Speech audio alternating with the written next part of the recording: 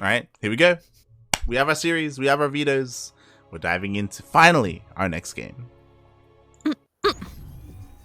That we are. And we are loading into Berlingrad LE.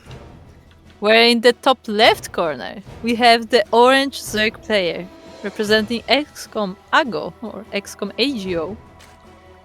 It is Elazer. And spawning in the bottom right-hand corner of Berlingrad LE, we have the Polish Protoss player. He is pink, representing Team Blazer. It is Krystianer.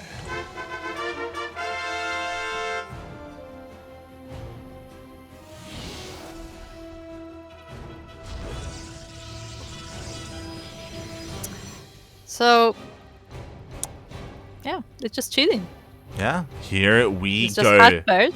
Yeah, the best Zerg player in all of Poland. He's finally here. He has showed himself.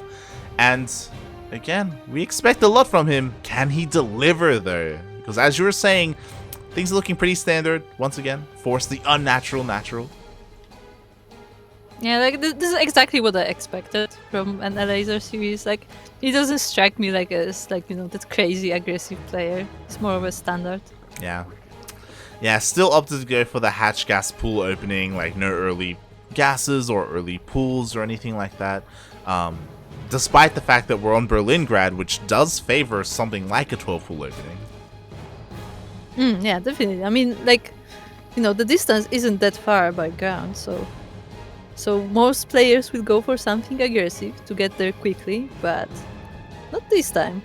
And it also gives Krystianer time to expand, and yeah, they're just gonna wrap up their technology first. Yeah, it gives him the peace of mind to get into his build. He has nothing to worry about early on, and he can just comfortably, get into his build order, which I imagine is going to be a Stargate opening. Like, they're pretty standard nowadays.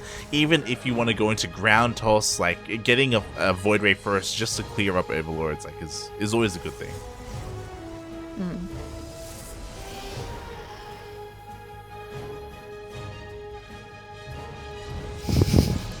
I'm intentionally not saying anything, just to further emphasize how standard this is. This is just very calm, very chill. Everybody take a breath, drink some water. Shaking my head, Kuro, shaking my head. So Krystianer did opt to open up with the Stargate, which is again what we were kind of expecting, and then it's after that Stargate where we're kind of looking to see where the divergences start. Is he going to go from that Void Ray into Oracles? Is he going to go straight into a Twilight Council or even a Robo? Again, there's a lot of possibilities from there. Indeed there is, and the Stargate is about to be finished. This wall is fairly open, and the links are just, sharking around, but no danger for now with the adepts there. Yeah, Elazer's just waiting right now. Like, he has vision of these adepts. As soon as those adepts leave, these links are going to be running in. So Krystianer has to be so careful with how he does that. Another really interesting thing. There are only few links, so I assume it's more for scouting than actual damage. Yeah, exactly. But scouting is key, especially because Krystianer, despite opening up with the Stargate, goes for an Oracle first. Not a bad choice against Zerg, I would say. Yeah, but that does mean that, again, Elazer, he's gonna have a lot of scouting. Like, there's nothing that shoots up right now, so he opted to avoid that to try and get some secure damage instead. Yeah. Links are poking on this third. Oh, they actually may get an adept, so that's nice. Yeah, they get a full surround. The Oracle is undecided. It keeps going to the other side of the map and then coming back for the links. Yeah. He wanted to go across the map to deal some damage, but because of all this link aggression, the Oracle was forced to stay back at home. And this means that Krystianer, the opener, did nothing. He didn't just not deal damage, but he also didn't get any scouting. Like, in case there was an early Roach Warren, or in case Elazer was skipping out on drones. Yeah, that Stargate was really not a good investigation for him right now, or investment rather. Considering that Oracle just chills at home. Say infestation. No, look, it's hard enough to read Polish and speak English, and then I mix up the words as well, okay? Oh god, but the Ling run by, like, the Adepts, they go down, not just the Adepts, but the Pylons. Is this gonna be it, by the way? Like, there's honestly not a lot here that Krystianer is working with, and the Oracle's out of energy. The wall was almost open, the probe saved it in the last moment, but this shield battery is very low on health. Oh my god, like, this is really getting out of hand. 10 workers, all the Adepts, the Pylons as well, and again, like, Oracles are not what you want defensively. Like, sure, they can kill a lot of Lings, but they have finite energy. Yeah, and this one is almost out completely, so these Lings are free to rain powers, and that's it. GG, Elazer takes the first game with nothing but Lings, to be honest. Oh boy. Yeah, the best part is I don't think Elazer was expecting this. He had a Roach Warren on the way. On the back, yeah, on the back of it, like he had Roach Warren, like he wasn't like, you know, pressing the Ziki and going all in. Like this was just, you know, he was trying to see what's gonna happen, and Krystianer just broke. Yeah, pretty much. Like it felt like Krystianer wasn't taking the Link seriously to begin with, and then things like just got out of hand really quickly. Just like out of nowhere, and he's like, oh my god, and like because things were getting so chaotic, like he also, like, his own like build was getting messed up a little bit as well, like his own production, so he couldn't keep up. Yeah, I think he's a bit nervous after all. I mean, against Elazer himself. Yeah. It's like, as I said, like I was watching that Oracle on the minimap, like he sent it to the other side of the map, but like it was coming back a few times. Like he couldn't decide if he wants to actually like attack or defend with all these Lings. Yeah. I think another important thing to bear in mind is that it isn't just about the nervousness of playing Elazer. It's the fact that I'm pretty sure this is the first time that Krystianer is playing on a stage where he's like in front of people, and like there's like a massive screen behind him and all this stuff. Like it's not a situation you're in too often. Definitely.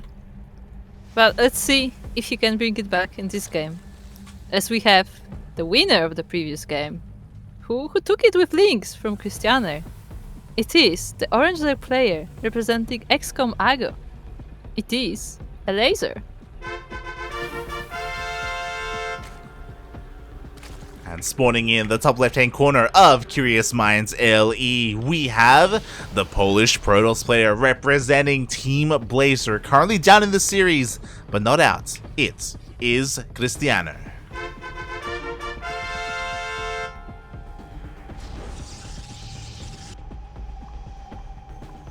Once again, fairly chill builds.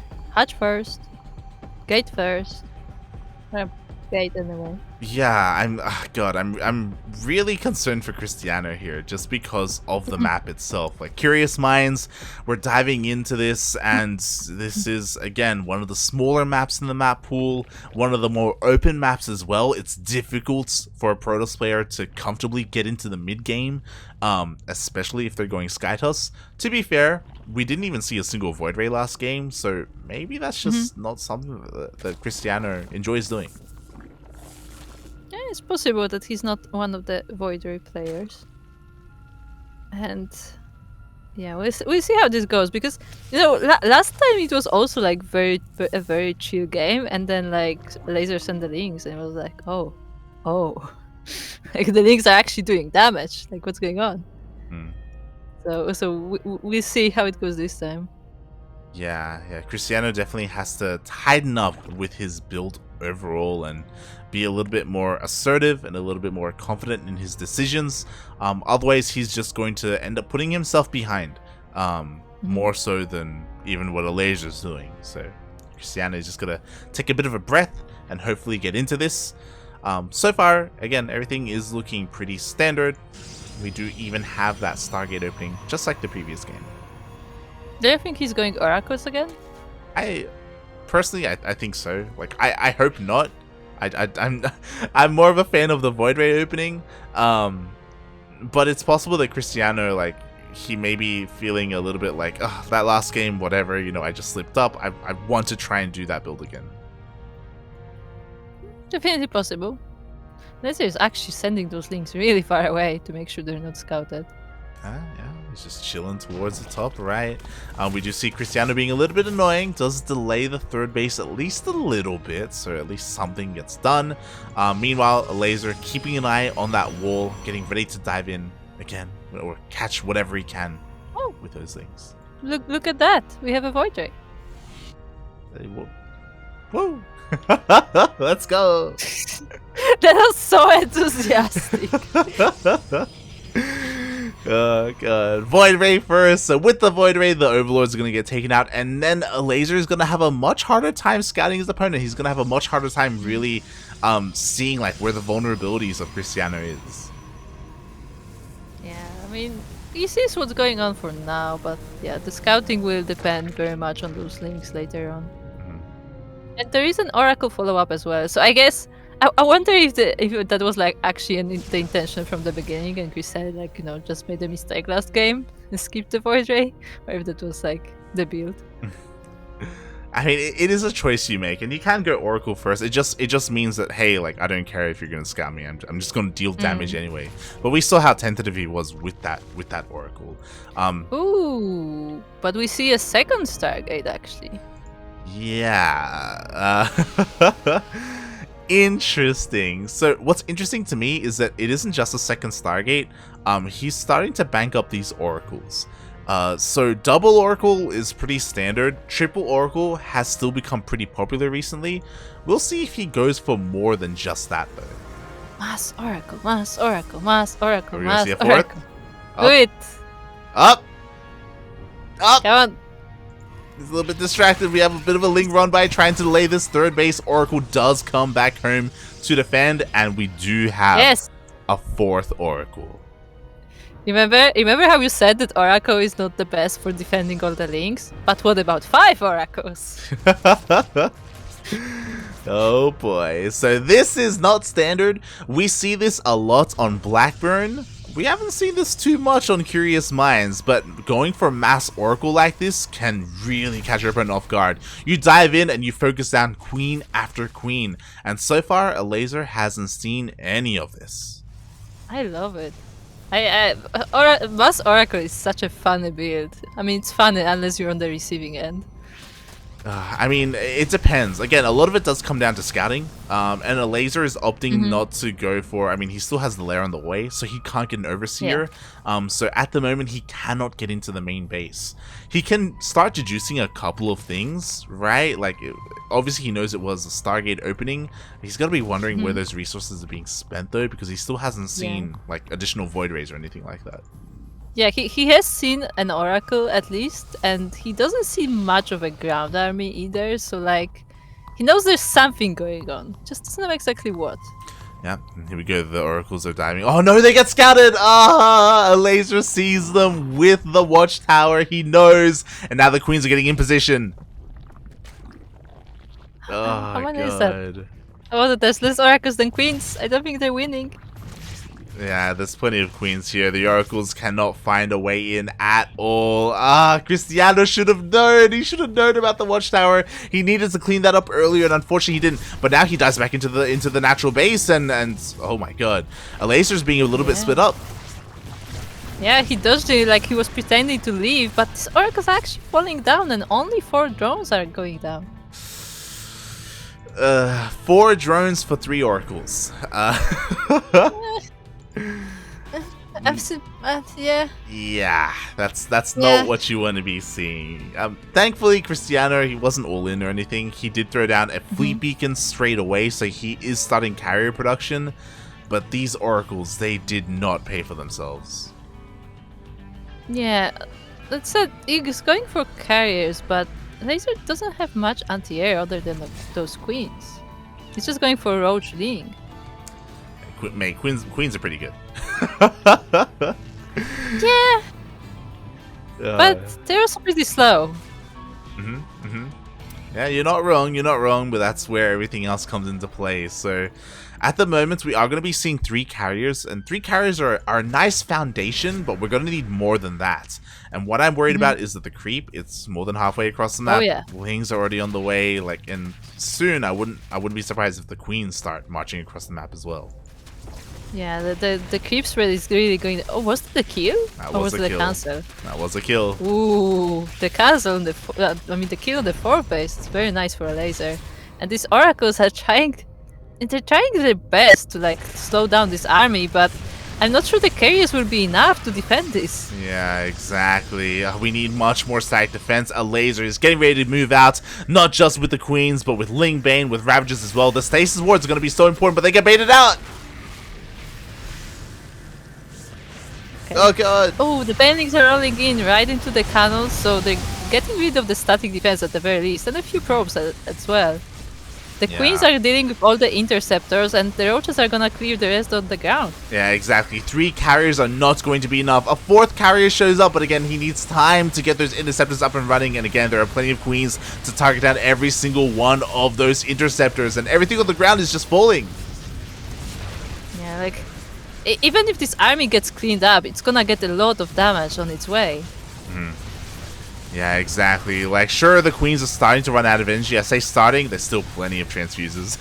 Like, none of these queens are dying anytime soon. And the Ling Ravager, they just keep getting in. 33 drones, 33 probes have already died. Yeah, that Nexus is going down as well, so Krystianer is gonna be stuck on these 2 bases with half workers of Elazer, basically. Pretty much. The 4th base was killed earlier, the 3rd has been killed now, and now we only have a natural. There's no cannons, there's no shield batteries. The wall is open. There's okay, I was about to say there's nothing stopping Elazer from coming in, but the force field was pretty clutch. Yeah, but it was only 1. And now the Lings are in, the Ravagers are raining from above, and yeah, these carriers are just trying to hack the Nexus and do their best, but I think it's gonna be barely enough. It's one of those things where even if the carriers defend this wave, Spire is done. Corruptors are going to be on the way as soon as Elazer has enough resources. There we go. Corruptors are already in production, and that is going to be the nail in the coffin. Oh my god, one of the carriers even gets sniped. Yeah, I feel like the keyword here is the wave. Like, Zerg comes in waves. Like, even if you destroy this one, like, the next one is already on its way. So, yeah, I don't know. I don't know how this goes for Krystianer. Yeah, what I will say is that Elazer did slip up a little bit. He didn't continue queen production, so he doesn't have that many queens. He's going to rely a lot more on corruptors and spores. He's repositioning the spores really nicely, and Krystianer is all in. He has to end the game with these carriers. Yeah, the revelation on everything is very nice because he can see where the corruptors are going and try to avoid them the best he can, but yeah. Oh god, 2 carriers get sniped immediately. Down goes the 3rd carrier, and GG gets called.